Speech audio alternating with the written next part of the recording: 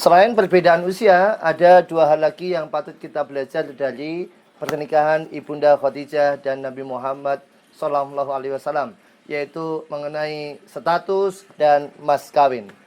Penjelasannya ada di video ini, insya Allah.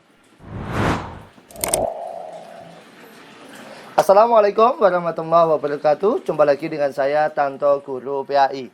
Alhamdulillahirabbil alamin. Allahumma sholli ala sayyidina Muhammad wa ala ali sayyidina Muhammad. Dalam pernikahan Nabi Muhammad SAW dan Ibunda Khadijah, ada dua hal lagi selain perbedaan usia yang patut kita belajar dari kisah beliau berdua. Yaitu yang pertama adalah status. Ketika beliau Nabi Muhammad SAW menikah, beliau statusnya adalah perjaka. Sementara Ibunda Khadijah adalah seorang janda. Perbedaan status ini laki-laki. Selama niat kita menikah itu karena lillahi ta'ala, maka bukanlah sebuah urusan yang sangat urgent.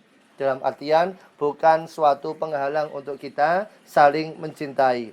Memang dalam beberapa hadis Rasulullah SAW menganjurkan agar kita ini menikah dengan para gadis. Kenapa? Karena di antara keutamanya adalah dia lebih segar bau mulutnya, dia lebih subur, dan dia lebih menerima dari pemberian suami. Sehingga dia tidak membanding-bandingkan dengan suami yang dahulu. Dan itu dianjurkan oleh Nabi Muhammad. Utamanya adalah kita itu menikah dengan yang masih gadis atau dengan yang masih perjaka. Itu adalah sebuah keutamaan.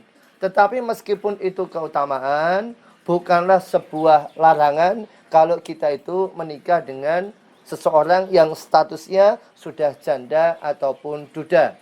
Ini sebagaimana dikisahkan dalam sebuah hadis, ada seorang sahabat namanya Jabir bin Abdullah bertemu dengan Rasulullah dan beliau bertanya, "Wahai Jabir, apakah kamu sudah menikah?"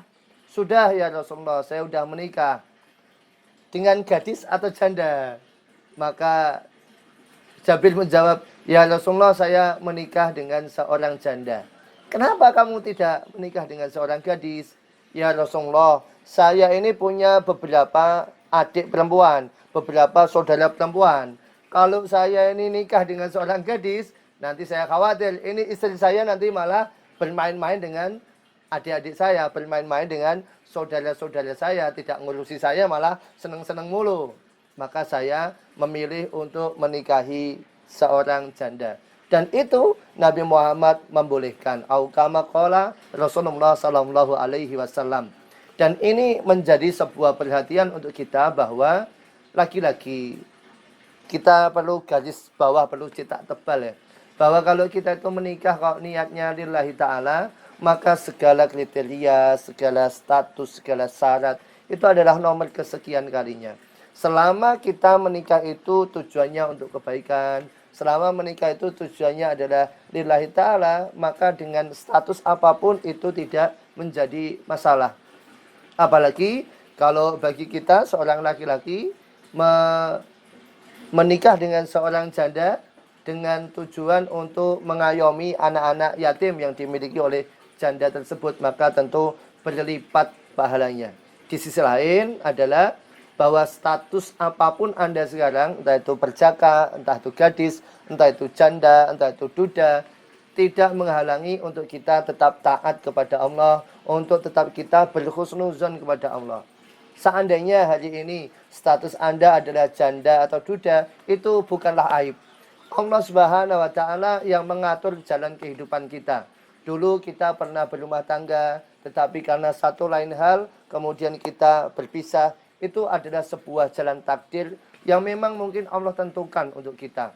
Entah itu berpisah karena permasalahan, perceraian, atau berpisah karena kematian. Itu adalah takdir dari Allah yang sudah ditentukan untuk kita. Dan itu bukanlah sebuah aib. Begitupun nanti kalau kita melihat ada dua pasang suami istri yang berbeda status. Duh, dia kok nikah sama duda ya? Oh, dia kok nikah sama janda ya? Oh, itu harus kita buang jauh-jauh. Tidak baik kita memberikan vonis sedemikian. Kenapa? Ya karena Allah itu yang mengatur jodoh kita. Allah yang berkuasa untuk menyatukan hati-hati para hambanya. Dan tidak tahu kita apakah kita berjodoh dengan seorang gadis, seorang penjaka, ataukah kita berjodoh dengan janda atau duda. Dan itu bagi Nabi Muhammad SAW dan Ibunda Khadijah tidak masalah. Kita tahu bahwa salah satu rumah tangga terbaik di dunia ini adalah rumah tangganya Nabi Muhammad SAW dan Ibunda Khadijah. Dan itu status awalnya adalah Nabi Muhammad berjaka dan Ibunda Khadijah radhiyallahu anha adalah seorang janda. Ini yang pertama. Soal status kita harus lebih bijaksana untuk menyikapinya. Yang kedua, yang menjadi perhatian untuk kita dari pernikahan Nabi Muhammad SAW dan Ibunda Khadijah adalah soal mas kawin, soal mahar. Soal mahar, soal mas kawin ini luar biasa bahwa Nabi Muhammad SAW memberikan mahar kepada Ibunda Khadijah sebanyak 20 ekor onta. Ya tentu nggak ekor doang ya, ada tubuh-tubuhnya 20 onta. Yang kalau kita kurskan, kalau kita alihkan ke rupiah misalnya, kalau satu onta itu harganya ya paling murah 30 juta lah. 30 juta kali 20 ya berarti mas kawin Nabi Muhammad SAW 30 kali 20 sama dengan 600 juta. Oh Masya Allah ya, banyak sekali ya. Atau kalau kita ibaratkan adalah onta itu seperti mobil, ya berarti 20 mobil gitu ya. Waduh ini Masya Allah. Nah, tapi ini adalah Nabi Muhammad SAW karena beliau adalah ditakdirkan oleh Allah sebagai suri toladan, maka beliau memberikan suri toladan yang paling puncak.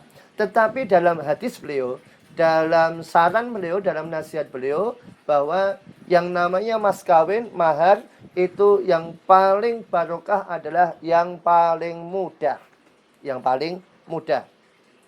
Disebutkan dalam hadis bahwa di antara tanda pernikahan yang barokah adalah yang paling mudah maharnya.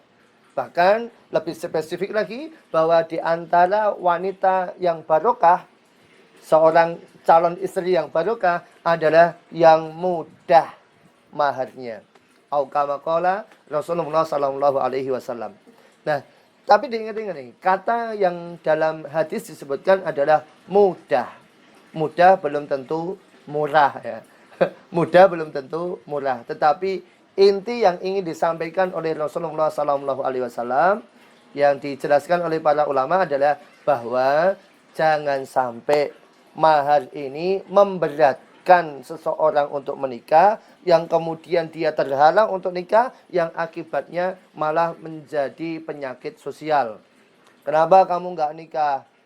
Ya saya gimana mau nikah, wong maharnya saja mahal. Kenapa kamu lebih suka jalan yang maksiat? Ya daripada nikah mahal, mending ini aja murah. Nah kalau sampai terjadi sedemikian rupa, maka ini akan menjadi berakibat tidak baik untuk kehidupan, kemaslahatan kehidupan. Maka Rasulullah SAW menyarankan kepada kita adalah memberikan mas kawin, memberikan mahar yang mudah. Yang mudah ukurannya berapa?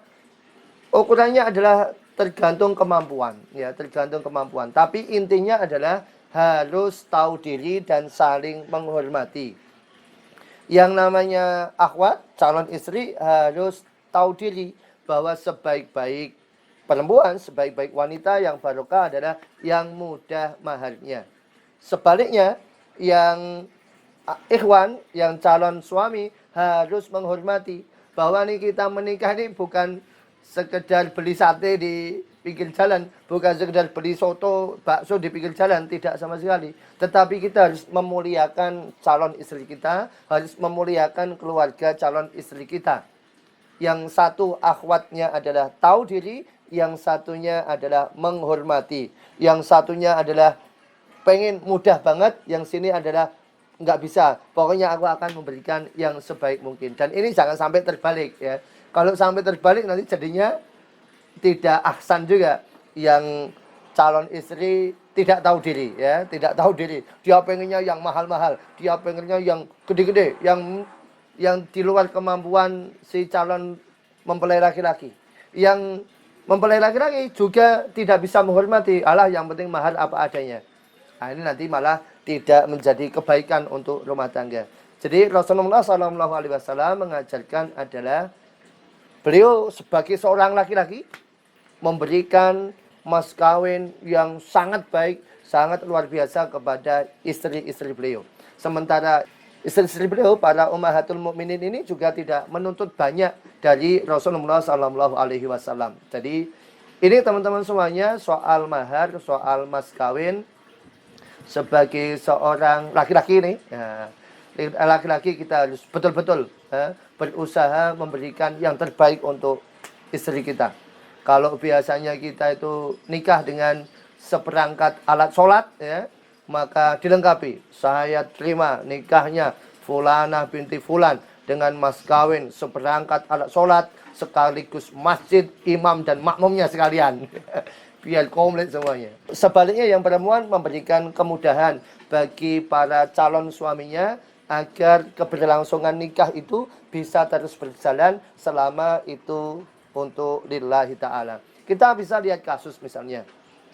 Kita bisa lihat kasus bagaimana Rasulullah SAW tidak menginginkan penyakit sosial di dalam masyarakat dengan memudahkan mas kawin.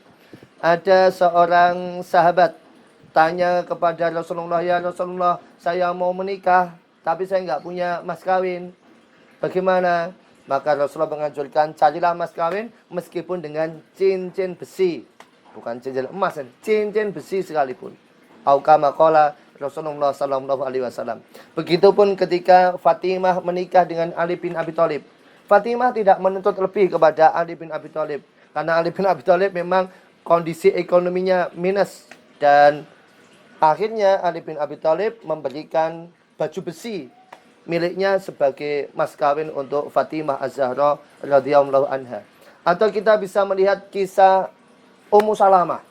Ummu Salamah ini ternyata jatuh cinta kepada Abu Talha. Abu Talha jatuh cinta kepada Ummu Salamah. Sayangnya Ummu Salamah muslimah dan Abu Talha masih kafir. Maka Ummu Salamah mas kawinnya cuma satu. Kalau kamu mau masuk Islam, aku mau nikah denganmu. Dan luar biasa. Laki-laki karena niatnya adalah lillahi ta'ala. Entah itu status, entah itu mahar.